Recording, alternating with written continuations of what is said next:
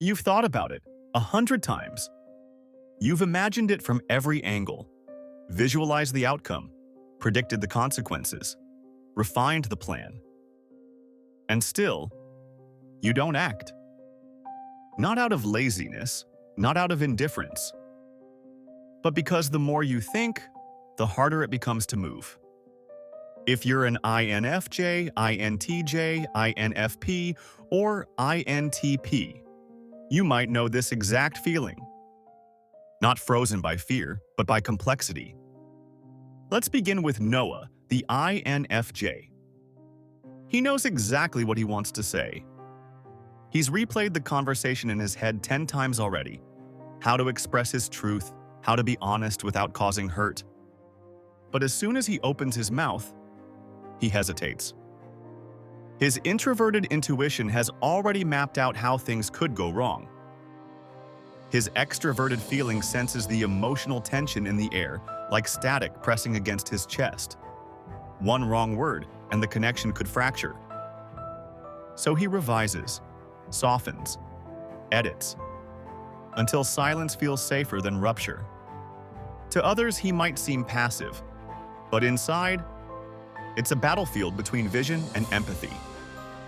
Then there's Marcus, the INTJ. He has a vision, a real one, detailed, efficient, far-reaching. It could change everything if he ever acts on it. But he's not ready, not yet. His introverted intuition keeps adjusting the blueprint. His extroverted thinking is ready to build, but only when every flaw has been eliminated. When the moving parts are aligned, when the chaos is under control. And just as he's about to move, he sees something new, an inconsistency, a risk, a gap in the system. Not because he's afraid to fail, but because failure would mean acting on something incomplete. And for a mind designed to anticipate, that's not a mistake, it's a violation. Now meet Elias, the INFP. He feels things deeply. There's a cause he believes in, a project that reflects who he is, a truth that pulses just beneath the surface. But when the moment comes to act, he pauses. His introverted feeling asks, "Is this me? Really me?"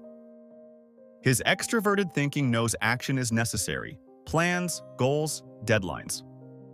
But those things feel foreign, too cold, too mechanical, too far from the soul of what he's trying to protect. So he waits. Not because he's lazy, but because he's terrified of turning something meaningful into something hollow. Then there's Daniel, the INTP. His brain is a perpetual motion machine. Ideas, models, connections, endlessly shifting, recombining, evolving. He's been constructing something for months, not physically, mentally. A system, a theory, a design. But he hasn't acted, not yet. His introverted thinking is still testing the internal logic. His extroverted intuition keeps offering new possibilities. Each time he nears execution, he sees a new variable, a loophole, a contradiction. So he steps back, refines, postpones. Not because he doesn't care, but because half-baked execution feels like intellectual betrayal.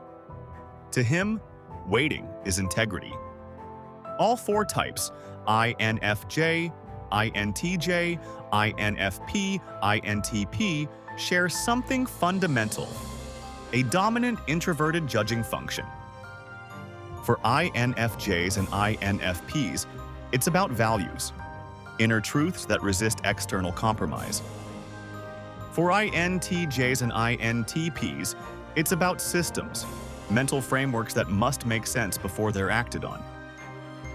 In all cases, action is filtered through a lens of logic or meaning, and that filter is rarely satisfied.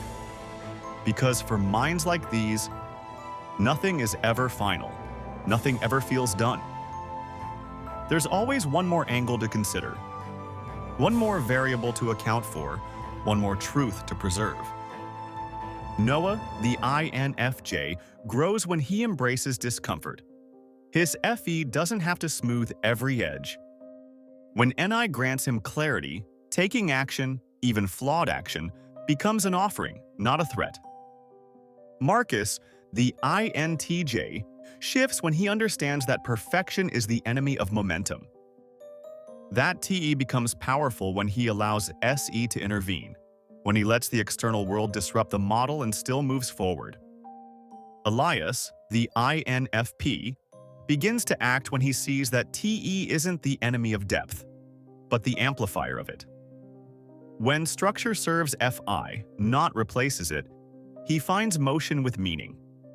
Daniel, the INTP, finds progress when he stops seeking perfect logic and starts experimenting.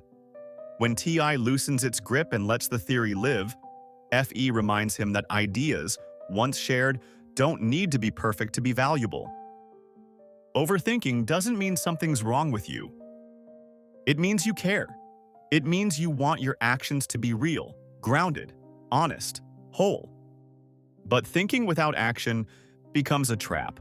A beautiful one, a logical one, but a trap nonetheless. Sometimes the only bridge between your inner world and the outer one is the courage to move before you feel entirely ready. So tell me, have you ever found yourself paralyzed in thought, unable to act? What part of you holds the brakes, and what would it take to let go? Share your story in the comments. And if this helped you feel seen, subscribe and stay tuned for episode 5. Thanks for watching. See you on the next video.